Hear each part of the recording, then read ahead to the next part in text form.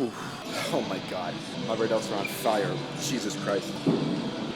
That's a rough one, dude. Wow.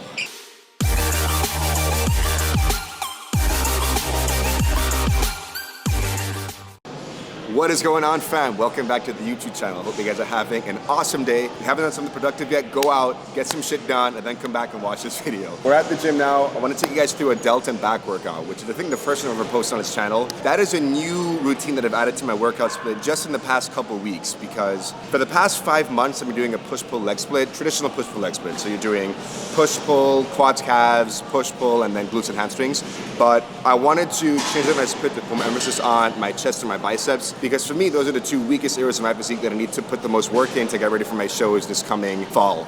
So I don't know when I start working, if Alex next week what he's gonna have me doing, but I knew for me I had to put emphasis on those muscle groups, so I wanted to go and make those changes as soon as I could. So now I'm doing push-pull legs.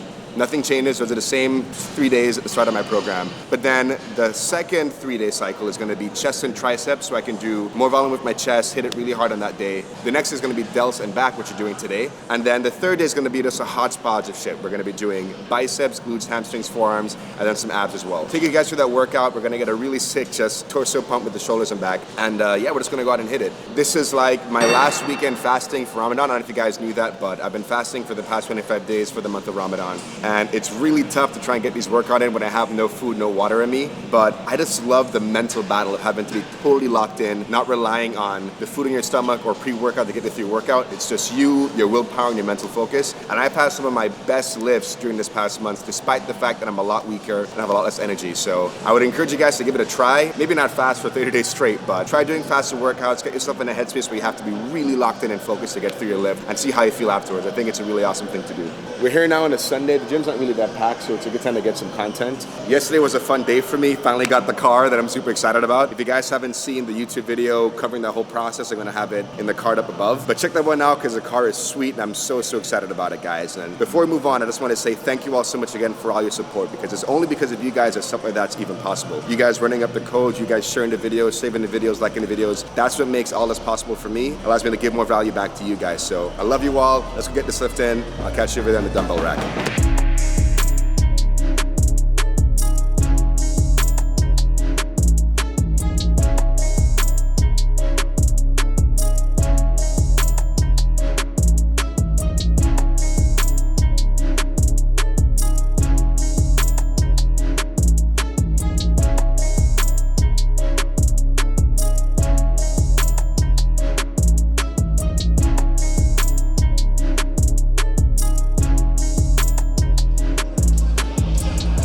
Shoulders are all warmed up. I take a lot of time to warm up my shoulders before I start working out because one, my shoulder mobility is really bad, it's shit. And two, shoulders are one of the most common injured muscles in bodybuilding. People don't take the time to prepare them for the lifts that they're doing. So I don't play with that at all. I take 5 minutes every time I do chest or shoulders or anything involving shoulders to get them nice and warmed up before I go into my lifts. So that's like a little mobility routine that I normally do. Now we're gonna do a few warm-up sets and then go into our first set of dumbbell presses. Again, I've got no food in me, so I'm not gonna go too heavy, but try and push as hard as I can, maybe go for 80s, maybe 85s, and we'll see how we go. So last time you ate was at 4, right? Yeah. So that was like how many hours ago? That was 8 hours? 8 hours ago? 8 hours ago? Oh yeah, man. 8 hours. But we're vibing, you know what I mean?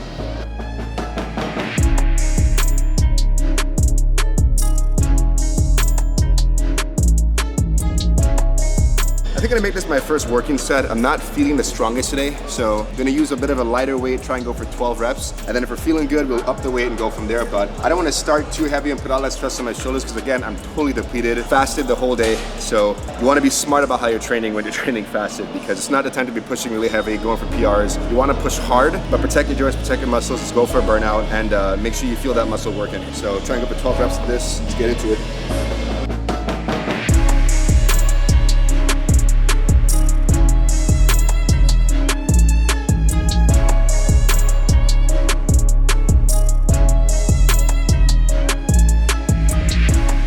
Time to remind you guys, Gym Reapers, code Dre, grab yourself a pair of wrist wraps. Any of your presses way much safer for your wrist. keeps them locked and solid in place. If you use code DRE, grab a pair from Gym Reapers, you're gonna save 10%, and of course support your boy. The reason why I also wanted to change up my split a bit is because every time I do a push day, I always start with chest. So priority principle, the muscles you work first are gonna get the most attention. You're gonna work them when you have the most energy, the most focus, and you know, my shoulders are pretty well developed, but I don't want to be ignoring them, right? So doing a delt and back day allows me to have one day where my shoulders are the main focus at start, and then go on to back, because every time I do a pull day, my back is always the main focus, right? So on my pull days, I start with back, hit it hard, 5 exercises. Then on my delts and back day, I do back after delts, still hit them hard, but I'm only doing 3, maybe 4 movements if I'm feeling really good. I just reorganize the split in order to provide the right amount of emphasis to every muscle group that needs it. Make sure that I'm not like putting in too much volume with any muscle group during the week, right? And the only 2 that need the extra volume are my chest and biceps, and the split allows me to work them more.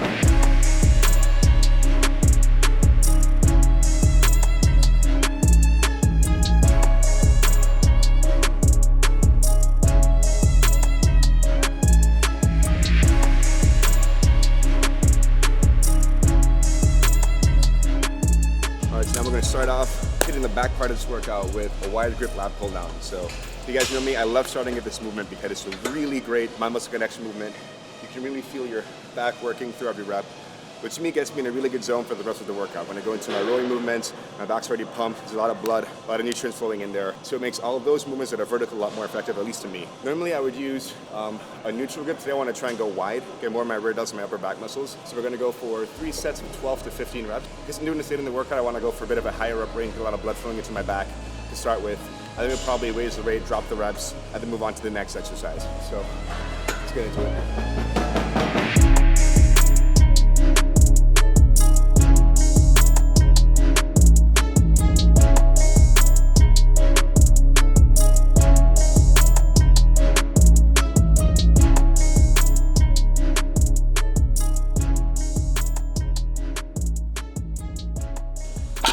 You guys saw the last video? I was doing these T-bar rows grabbing the inside handle here because my focus at that point was to get more of my middle back and my lower lats. Today, I'm gonna grab them out wide, keep my elbows flared, and pull them more towards my upper abdomen, lower chest. That's to target more of my upper back. On this second back day of the week, I have a lot more focus on my upper back, whereas on my first day, it's usually my lower lats. Doing movements more for thickness, for back density, but now we're going for width and detail. Using the wide grip's gonna get more of your traps, your rear delts, your rhomboids, and everything going on in the top of your back there. So I'm gonna try and go for anywhere between 10 and 12 reps. Again, this is kind of late in the workout, so I don't have as much energy, but just going through the workout, feeling the contraction, feeling the stretch, and hitting it hard. Remember to protect your back. Gym Reapers, code DRE. Perfect.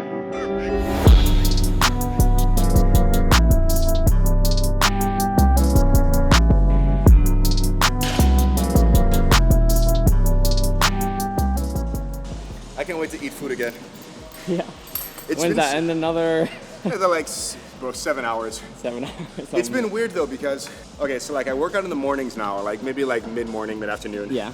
So I start getting hungry around that time, but as soon as I work out, I don't get hungry anymore. So like that kind of helps me with the hunger part, but I'm just so dehydrated, so I'm thirsty as shit. And like my mouth is dry for like 7 straight hours waiting until the time to eat. Those last like 10 to 20 minutes before we eat, I'm just suffering. It's like the longest 10 minutes of my life. It's like, come on, just get to the time already. Yeah. And then when the clock hits the time where we can eat, I'm not even hungry anymore. I'm like, shit, I'm full. I don't eat anything, just have a glass of water. Like, damn, I'm full, I can't even eat now. How many days is Ramadan? It's 30 days long. 30 days. And then right now, so this is like Sunday the 16th, so we've got 5 days left. So it's coming to an end. Like, it's been pretty good for me this year because I normally lose a lot of weight in Ramadan because I'm obviously eating less, but this year I made a really big effort to just try and eat as much food as I can in the mornings. And it sucks, like eating 1,300 calories at 4:30 in the morning is not fun. It might sound good, it's not, it's hard. Eating like 5 eggs, 3 hash browns, half an avocado, 2 bagels, a protein shake. Like there's a lot going on. Turkey sausage, turkey bacon. Eating that amount of food has helped keep my weight pretty stable. I've lost a few pounds, but nothing crazy. And so the only real thing I've lacked is sleep, which hurts my energy and my output. But I think I've done a good job of altering my training to accommodate that. So I'm just doing less sets, little bit less intensity, lower weight to try and not like push my body too hard where it becomes dangerous. But again, like I said in the beginning, like getting into that mental space where you're just so locked in, so focused, relying on purely your willpower that your workouts just like, they just hit different. I don't know. It really just hits different. Okay. Oh, you're not Muslim, okay. No, I'm not, yeah. Nicole Just is. doing it to support Nicole, and That's I good. mean, That's nice. Yeah. it's gone to, well, I mean, yeah, like the first year I did it was just so that she wouldn't have to hate me because I'm eating all this food while she's fasting. Yeah, yeah. But then now to the point where I've really grown to just love what it represents. I mean, why they do it is, I mean, is historical significance, but the mindset you get into is you think about all the people in the world who just don't have enough most of the time. People that are on the streets or homeless or hungry. So many times in our lives we usually have too much, right? And it's just to remind you to be grateful and thankful for your blessings and to be generous where you can. A big part of this too is giving back, donating money to charity. That's a big part of what Muslims do when they're observing Ramadan. So it's not just like you're starving yourself just because, right? Like there's a real, I think, meaningful significance behind it that I've been trying to get more in tune with. This is my 4th year doing it. Even people who aren't Muslim, that's why I encourage you to just try it. Just to put yourself in solidarity with the people of the world who are struggling. Remind yourself of the blessings that you have. And just be grateful for them every day. So now we're on to single arm cable rows. Now this is probably one of the best movements you can do for your middle back. What we're going to want to do, instead of doing it seated here, we're going to get on the end of the bench, kneel, and then get a good stretch in the lats. Look how much my lat is stretched right now. Then you want to keep that elbow close to your body and pull it straight back to target your middle back and your middle lats. So come all the way forward, get that stretch. Look at how much my lat is stretched. And then pull it straight in. I try and go anywhere between 10 and 12 reps to this. Normally, every time I do a back day, I try and get at least one unilateral movement in. So we started off by doing those wide grip lat pull downs. We did the overhand grip T-bar rows to target upper back. It's gonna be more for our middle back, but again, doing it unilaterally so we can have more balanced strength development in our back and also even out any muscular asymmetries and strength asymmetries that you might develop over time. So always recommend for most of the muscle groups, try and get at least one unilateral movement in every time you put your workout together. It's gonna help you overall develop a more balanced physique.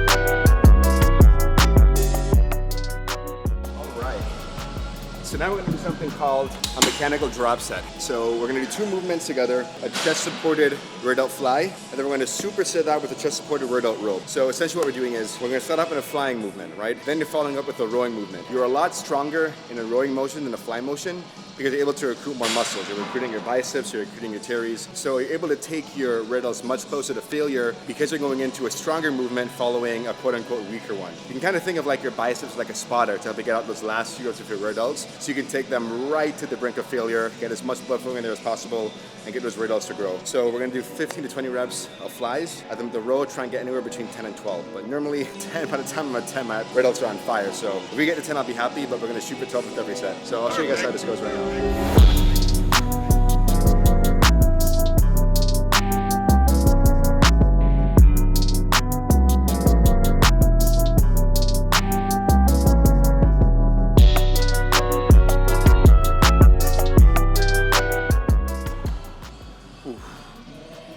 Oh my God. My rear delts are on fire. Jesus Christ. Man. That's a rough one, dude. Wow.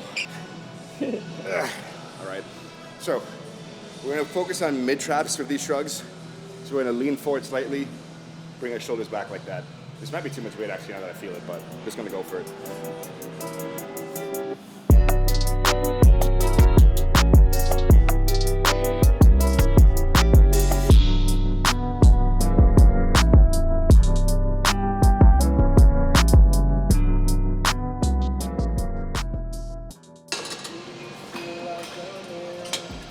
Right, so for calf raises, we did them on the leg press.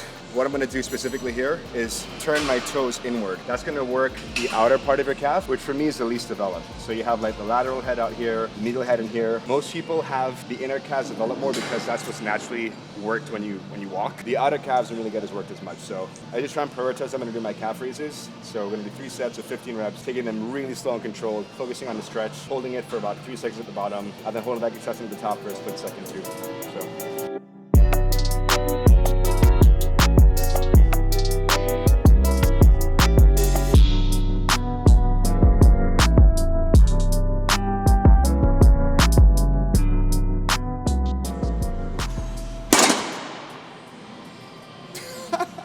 I did not think it was that far I had to travel. I know why. Normally I have it like here, that's why. Yeah. Jesus Christ, my bad. All right, fam, so that's it for today's workout. Remember to subscribe and smash that like button for the YouTube algorithm. I'll catch you guys in the next one. Hope you all have an awesome day. Peace. Catch you.